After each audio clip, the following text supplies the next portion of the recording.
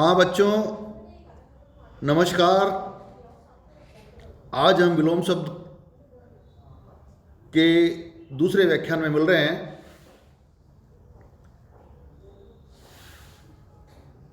और आज हम विलोम शब्द बनने के दूसरे प्रकार के बारे में बात करेंगे। कल हमने स्वतंत्र विलोम शब्दों के बारे में बात की थी। आज हम उपसर्गों के सहयोग से बनने वाले विलोम शब्दों के बारे में बात करेंगे। तो पहला उपसर्ग है ए,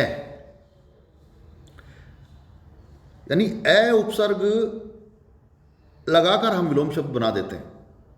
तो ये सबसे सरल तरीका है, ए उपसर्ग लगाकर। लेकिन सब जगह ही ये लागू नहीं होता है। ए उपसर्ग लगा दिया और विलोम शब्द हो गया, नहीं। जो सबसे पहला हमने रूप पढ़ा था कि भाई स्वतंत्र विलोम शब्द बनते हैं, उसके आगे ये है। तो ए उपसर्ग से बनने वाले शब्द है, उसके बारे में हम बात करेंगे। जैसे कारण, अब ए लगा दिया, अकारण। काल, ग्राह्य, शत, गोचर, ज्ञात, ज्ञेय, बस सब में ए लगा दिया।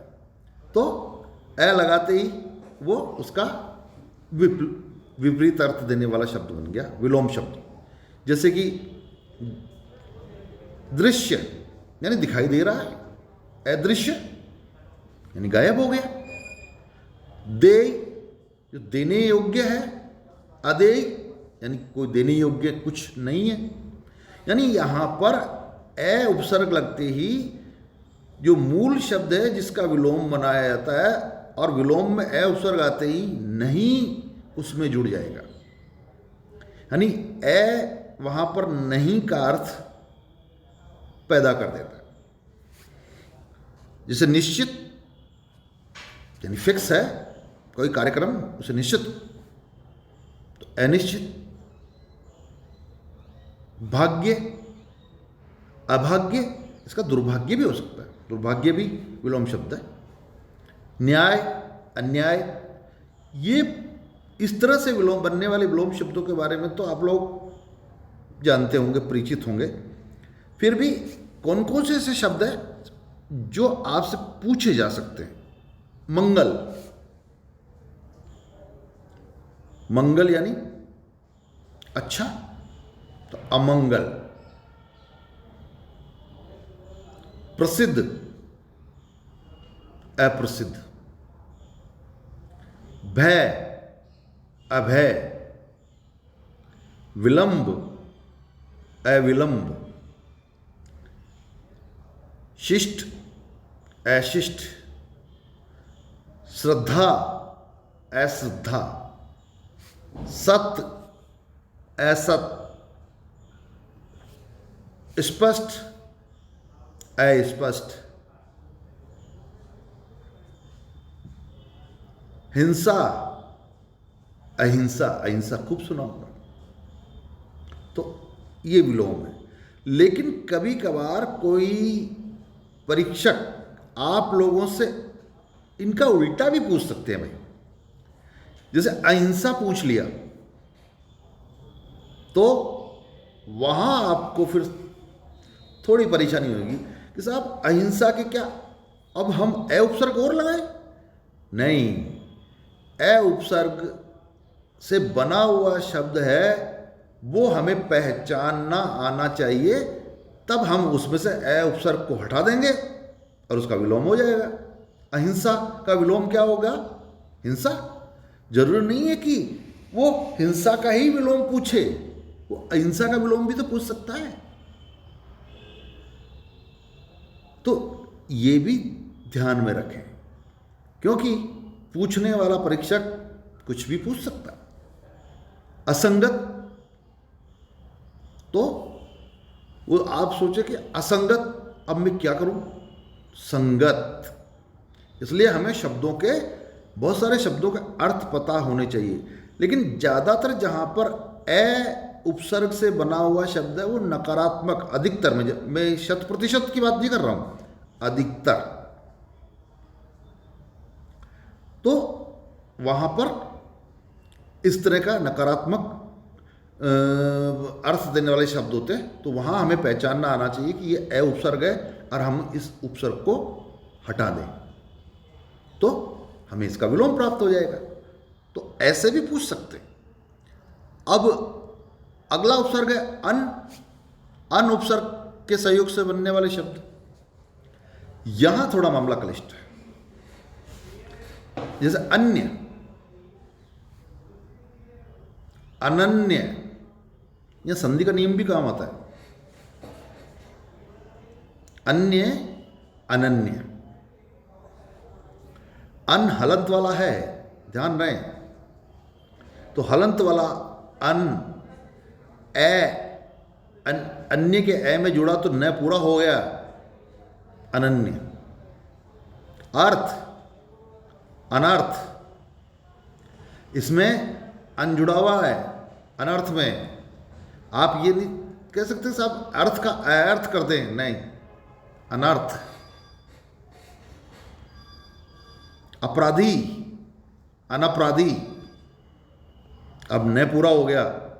न पूरा कैसे हुआ? हलंत में ए मिलते ही न पूरा हो गया। आदि, अनादि। आहार, अनाहार। आवृत, अनावृत।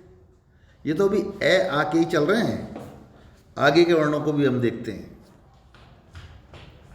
इच्छा, अनिच्छा। उपजाऊ, अनुपजाऊ। उदार, अनुदार। एक, अनेक। कहा, अनकहा। एकता, अनेकता। तो इस तरह से ये शब्द बनते हैं। तो पहले तो ये ध्यान रहे कि अन उपसर्ग में न में हलंत है, वो जहां कहीं भी किसी स्वर से मिलेगा तो वो व्यंजन पूरा हो जाएगा, तो हलंत समाप्त हो जाएगा। तो वो उल्टा भी पूछेंगे आपसे, अनुपयोगी का विलोम बताइए, तो उपयोग। अनुपयोगी को उपयोगी। अनुर्वर का विलोम बताइए, तो आप क्या बताएंगे? उर्वर। उल्टा भी पूछा जा सकता है, जरूरी नहीं आपको सीधा ही पूछा जाए, आपको ये भी ध्यान रखने चाहिए। अप उपसर्ग के सहयोग से बनने वाले विलोम शब्द। अप का अर्थ होता बुरा। अप उपसर्ग कीर्ति। कीर्ति यानी आपकी प्रसिद्धि, आपका यश, उसको कीर्ति कहेंगे। आपके बारे में लोगों की अच्छी बातें, अच्छी भावनाएं, अपकीर्ति तो बुरी बात है। मान, अपमान।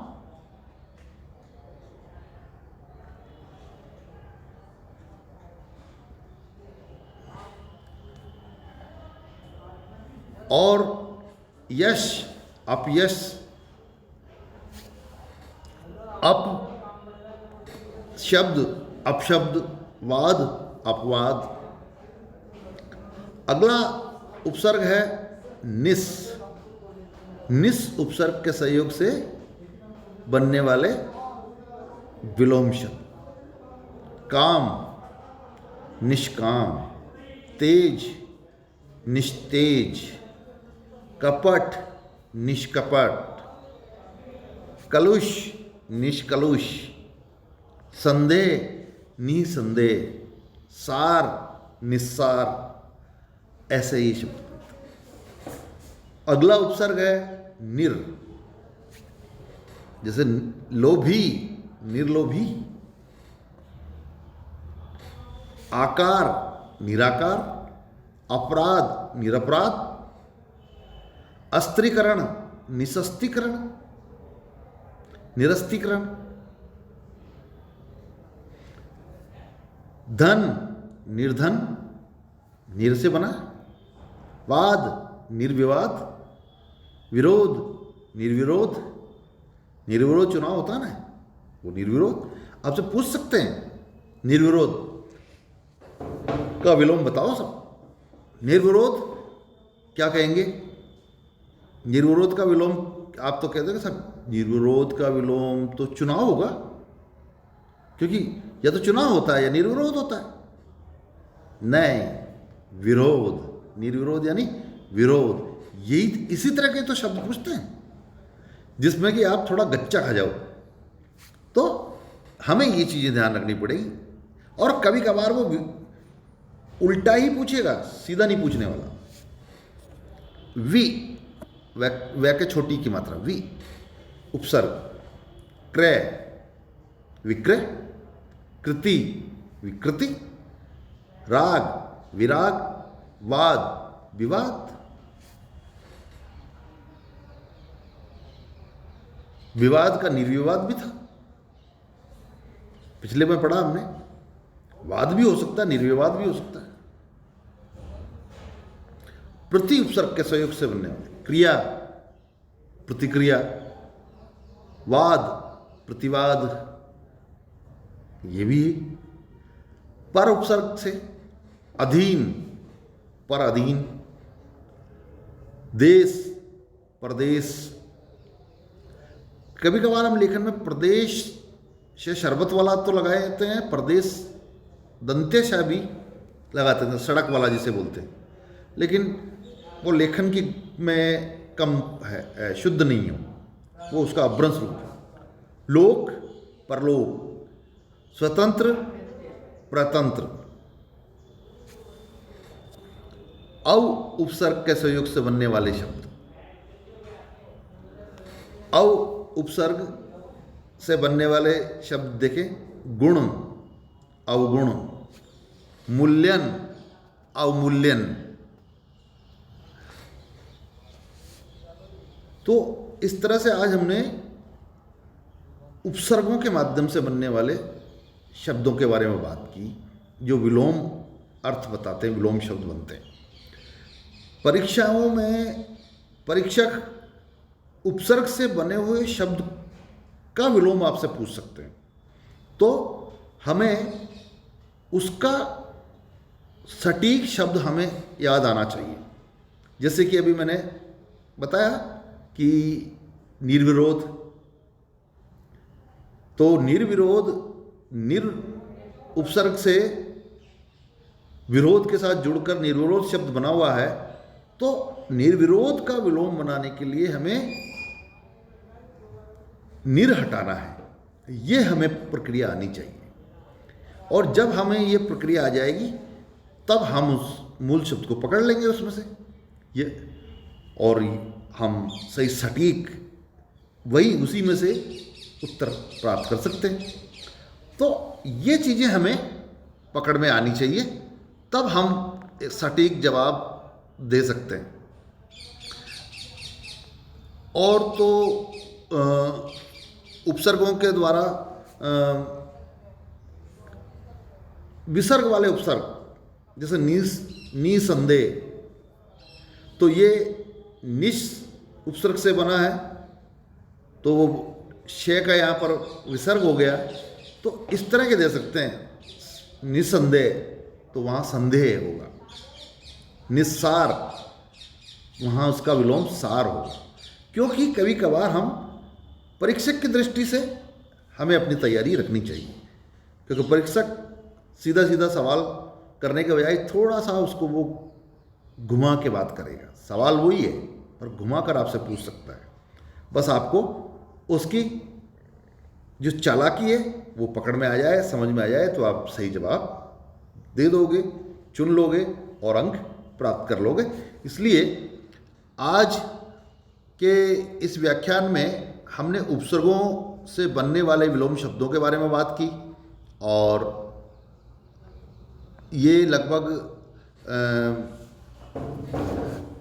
8-9 प्रकार के उपसर्ग अपने आज यहाँ पर इनकी चर्चा की। अगले व्याख्यान में हम कोशिश करेंगे कि बचे हुए शेष जितने भी प्रकार बचे हैं उपसर्गों के, विलोम शब्दों के, वो हम पूरा करें। और फिर मिलते हैं हम अगले व्याख्यान में। जो तब तक आप सब लोगों को एक बार फिर नमस्ते।